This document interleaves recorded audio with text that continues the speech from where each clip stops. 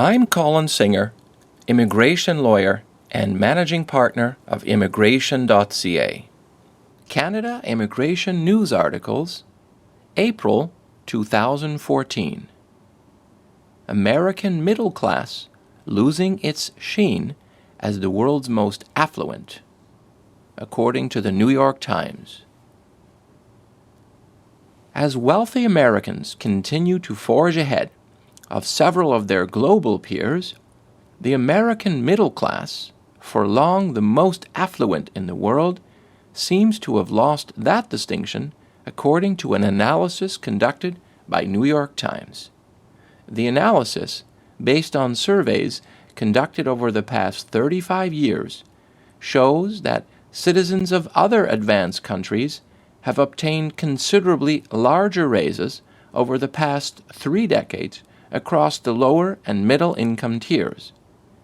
In addition, Canadian middle class incomes are higher than in the United States. This after falling significantly behind U.S. middle class income standards in 2000. The numbers suggest that high and rising income inequalities are to blame for this decline in American middle class income levels. Most economic experts cite statistics like the per capita gross domestic product to show that the U.S. has maintained its lead as the world's richest country. However, these figures do not focus on the distribution of the income as much as they do on averages. As most recent income gains usually flow to a relatively smaller group of high-earning households, it is clear that most Americans are not at par with their counterparts around the globe. 3 factors could be behind this phenomenon.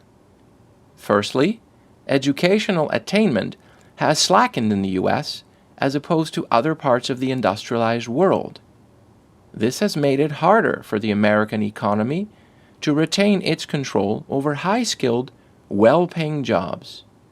While Americans aged from 55 to 65 years have above-average literacy, numeracy, and technology skills as compared to 55 to 65-year-olds in the rest of the industrialized world, Americans from 16 to 24 years of age rank closer to the bottom among rich countries. The second factor contributing to this is that companies in the U.S. distribute a smaller share of their wealth to the middle class and the poor, as opposed to companies elsewhere in the industrialized world.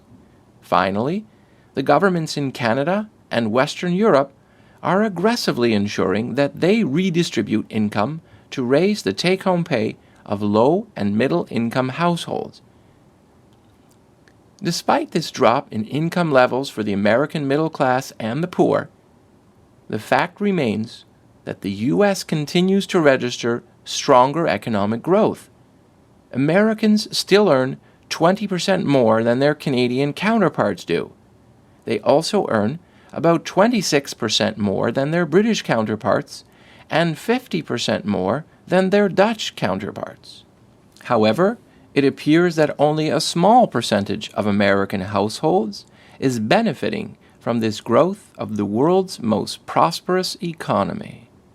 Source: The New York Times.